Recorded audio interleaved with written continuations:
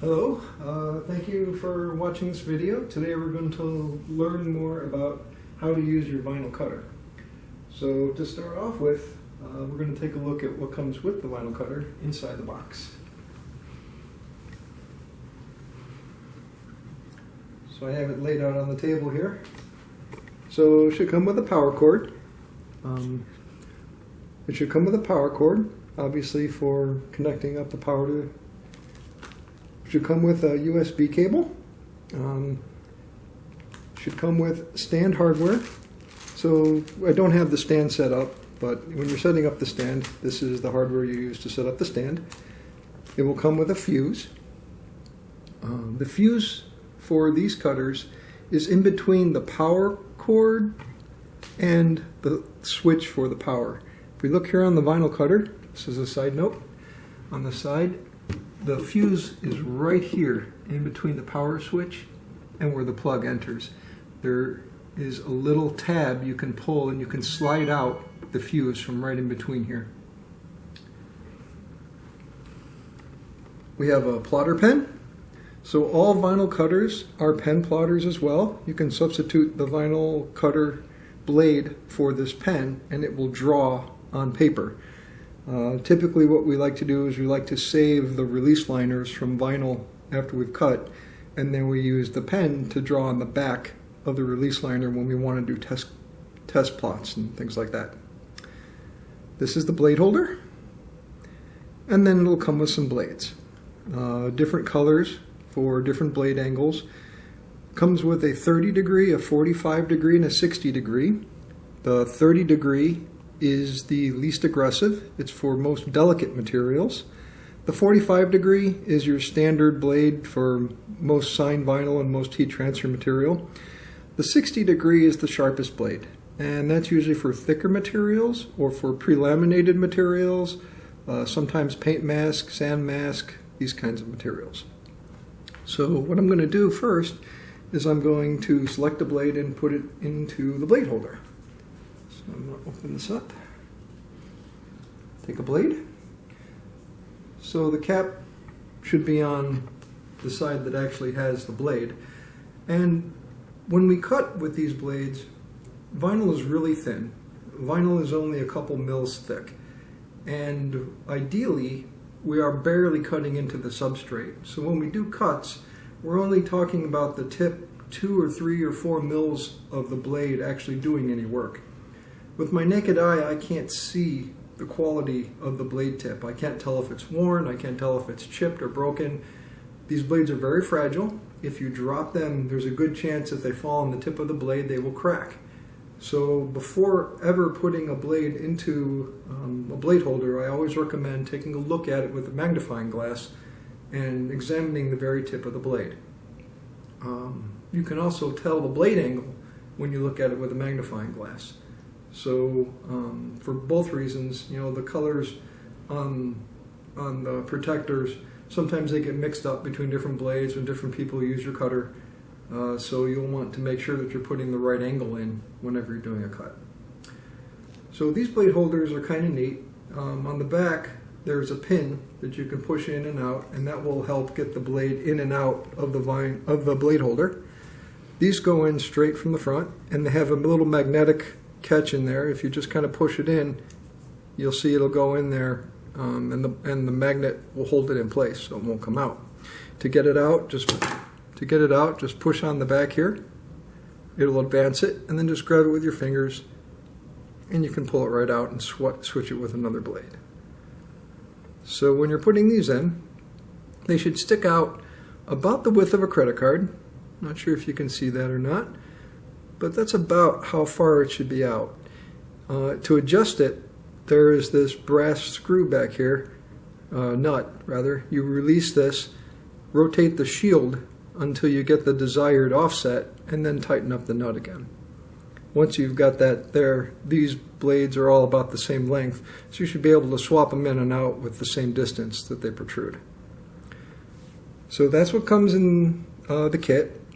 As we look on the vinyl cutter, on this end over here, you'll see that I have a USB cable plugged in. You'll also see that there's another port here this RS-232 connection. This is not for sending information to the cutter for cutting. This is for programming the vinyl cutter only for maintenance, for doing firmware upgrades and such. So you cannot send cuts to the cutter through this port. It's only through the USB port. Okay. So next what I'd like to do is we're going to put the blade holder into the carriage. So this is a vinyl cutter. These are nice. They actually have a flip up top, so we can pivot this top up. It gives us more access to the carriage. You'll see here there's a thumb screw. You want to make sure that when this goes in, it goes all the way down. Now you can see that sometimes people will put it in and it's up here, and then they'll clamp it down and it's too high and it doesn't actually touch the vinyl. It needs to fall all the way down into the clamp, and then you simply screw this in as such. And it should be, you should just barely see the brass nut above the top. You can see it's all the way down. You can see there's very little space between the tip of the blade and the cutting strip. Alright, so next up we're going to turn the cutter on.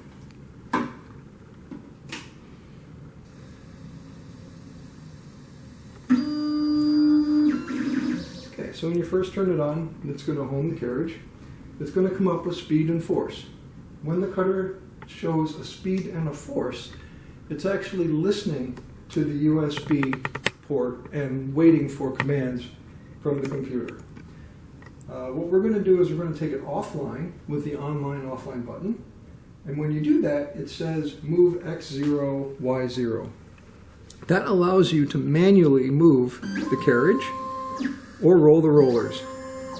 And you'll see the distances update on the X and Y. From this point, if we put it back online with the online/offline button, this cutter has a memory of the original origin. So it's going to go back to the original origin. And you can see how it went back to 0, 0. If, however, I want to set a new origin, what I will do is I will take it offline. I will move it to where I want the new origin set. And then instead of putting it back online, I'm going to hit the enter button. And you'll see that puts it back online, but the carriage didn't move. It reset the origin to the new origin. Speed and force are really the only settings you need to worry about here. For cutting, this is a stepper cutter. There's also servos and servos with arm systems. I believe they're blue. This one's purple. Speed for normal sine vinyl, you can use the maximum speed, about 600 millimeters per second. Force, whenever we do force on vinyl cutters, we always want to start with a minimal force. So I'm going to turn the force down to about 80. And the reason we want to do that is because we want to make sure that we don't give so much force that we go through the release liner and damage our cutting strip. So when we cut with a vinyl cutter, the idea is to cut with the least amount of force possible, just enough to cut the material, not enough to go through the substrate, and that will give you your optimal cutting performance. So there's a couple other buttons here you might be interested in. One of them is a laser button. If you push this little laser button, a little red laser dot will show up right here in the corner. Not sure if you can see that or not.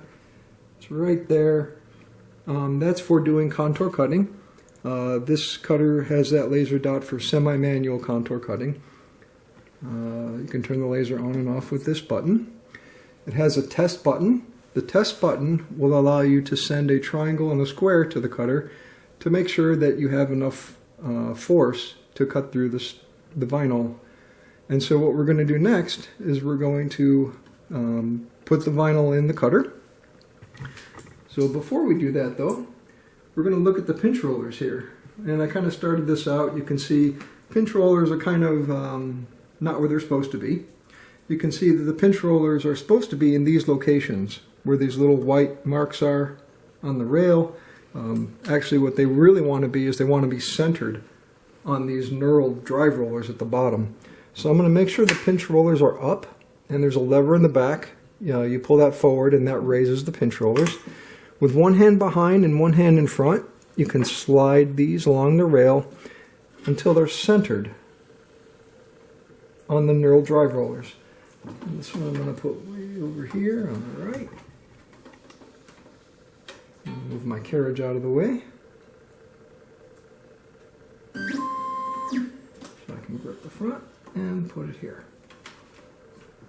So you want to make sure they're centered and they're not like on the edge. If they're on the edge, you'll wear a little groove into the rubber rollers and they'll need to be replaced. So just make sure that they're centered in these positions. This cutter has an interim position here about 3 inches away for doing really thin strips of material. So if you're doing something thin, you can put a pinch roller here. You can also put one here for doing this width, and then there's all the way out to 24 inch for this cutter. Okay, so now I'm going to load up some vinyl. Lovely pink color. The material is loaded from the rear. Pull it forward, and you never want to put the material against the edge of the vinyl cutter. You always want some gap here, and the reason is because the material might walk a little bit. When you get it in a place where you're happy with it, lower the rollers by pushing the lever arm back. And I always recommend rolling out some material and watching how close it tracks on the ruler. Actually, this is pretty good. I got it to within 1 mark. As I move this in and out, you can see it's not wobbling. You can see it stays nice and in line. That's kind of what you want. If you're not there the first time, then lift the rollers, rotate the vinyl a little bit, drop it again, and then roll it out and back until you get something that's tracking for at least the distance that you're planning on sending the image size. So if your image is 3 foot long, then make sure it tracks even for about 3 feet and it doesn't run off the pinch rollers. So this is a good place to put the vinyl to start. I'm going to set up the carriage over here, right about there, and then I'm going to hit enter because that's where I want the home to be. So I have the force at 80, so I've got my blade in there. I'm going to hit the test button, and that's going to send that triangle square I talked about earlier. Okay, so now I can take it offline. I can roll the vinyl out, and I can look and see how it did. Let's see here. And it's going to be hard to see it. I'm going to take my handy dandy weeding pick here, and I am going to see how we did. So the idea is to pull up the square and leave the triangle. And that's pretty good right there. So I would say that 80 on this particular case is a really good setting. That'll vary a little bit depending how far your blade is out, how sharp your blade is, and other various tolerances in the system. So somewhere between 80 and 100 is good. That's exactly what you're looking for to get that out of there. In the event that you do go through the material, you will hit this Teflon cutting strip that's under the blade, and that's there to protect the blade. So if you do go through it, you cut into the nice soft Teflon, and that's fine. But the problem is that over time, if you do that a lot, you're going to get gouges in your Teflon. And if you get too many gouges, you can have uneven cutting. Where the strip is damaged, it'll cut too deep. Where the strip is not damaged, it'll cut normally. And if that happens, what I recommend is either flip the Teflon strip over and use the backside, or you can replace it. It's a replacement part, very easy to replace. So that's that. Let's see here next. The pinch rollers, I didn't mention, on the back side, they actually have little adjustment thumb screws. So you can rotate this thumb screw in the back to increase and decrease the roller pressure. Generally speaking, You want the outsides to probably be a little heavier pressure. The inside, probably a little bit lighter. And the reason just so it doesn't mar the material. I notice here right now, I've rolled it a few times and there's really no indentation on the material at all from the roller. So they're adjusted fine. There's no marks or anything. So I think the adjustment's good on this. So next we will connect the cutter to the computer. We come around here, take a look at the computer. So I am running Drag and Cut here. Vinyl cutters run under various different software. Drag and Cut, Vinyl Master, Flexi, Sign Cut, Sure Cuts a Lot, and many others. So what I'm going to do is I'm going to just type a character here. Hello. I'm going to click Send to Cutter. And it'll lay out this, ready to go. I'm going to click Cut Now. And it's going to say, I don't have a cutter connected. Well, it's because I don't have it connected. So it's going to say, click Detect to find the device. One of the neat things about the software is it's very easy to set this up. So I'm going to go, it sends me right to the vinyl spooler to the Detect connection here. I'm going to click Detect and it's going to say turn off the device. So I'm going to turn it off and I'm going to plug it in to the computer. Then I'm going to turn it on.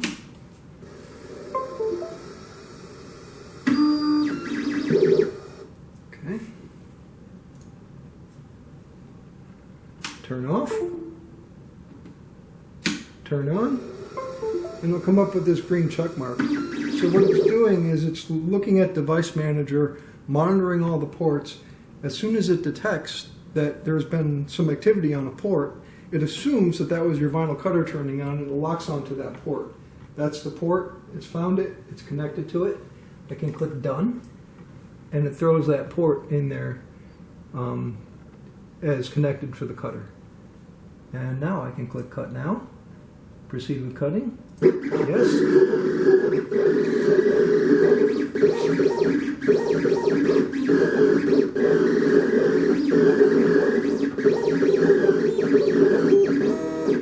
And it's going to send that to the cutter.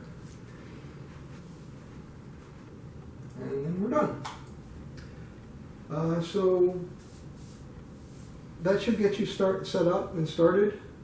If you, of course, have any questions about how to run these cutters, please come to technical support, live chat, or email, or give us a call. Thank you. Have a nice day.